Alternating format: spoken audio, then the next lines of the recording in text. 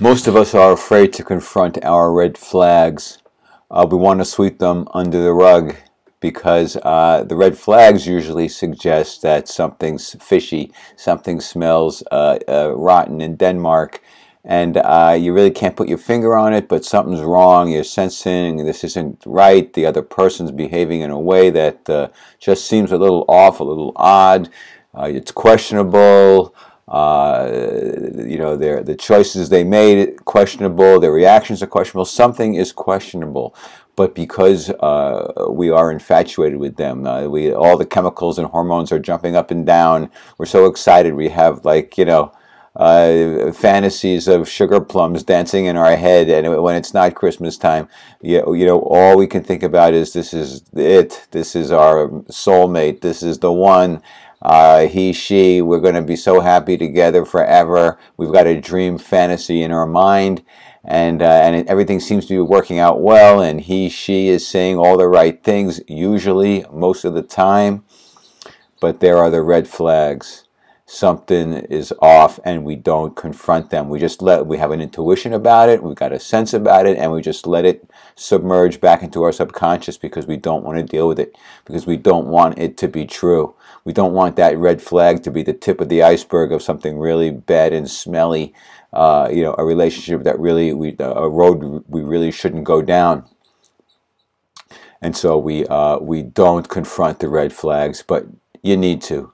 Because you're wasting a huge amount of time. Most of the time we are wasting massive amounts of time, months, years even, if we are hanging out and we get more involved, we get more committed, and we're in relationships for years, and then it implodes, it explodes. That little red flag suddenly reveals itself in a really ugly way, and we realize this person wasn't who we thought he or she was. We made a big mistake, and now there are all of these unintended consequences and involvements, and extricating ourselves is extremely difficult and unpleasant and unhappy. A lot of unhappiness and resentment and bitterness and etc. So yeah, save yourself the time and trouble. If there's a red flag, deal with it. Confront it.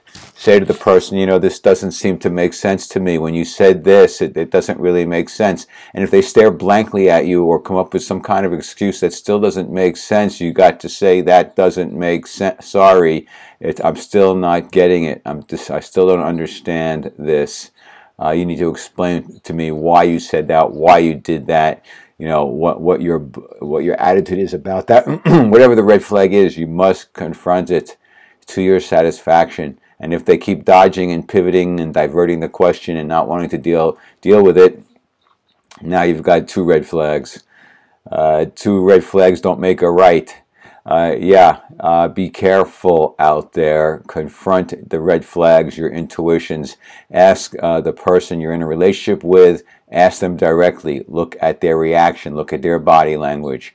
There are people out there who are very manipulative, who will seem very charming and lovable and wonderful during that infatuation phase, and they may be incredible liars and predators. And they may not even be that awful in terms of being extreme predators or liars or sociopaths, but they can still be people who have an underbelly of rage, perhaps, or other issues that selfishness, self-entitlement, narcissism that may get in the way of the relationship down the road. So pay attention to the red flags. Don't ignore them. Don't sweep them under the rug. Challenge them. Look at them. Discuss. Confront. And then if everything seems good, then go forward. If not, get out and save yourself a lot of time and trouble.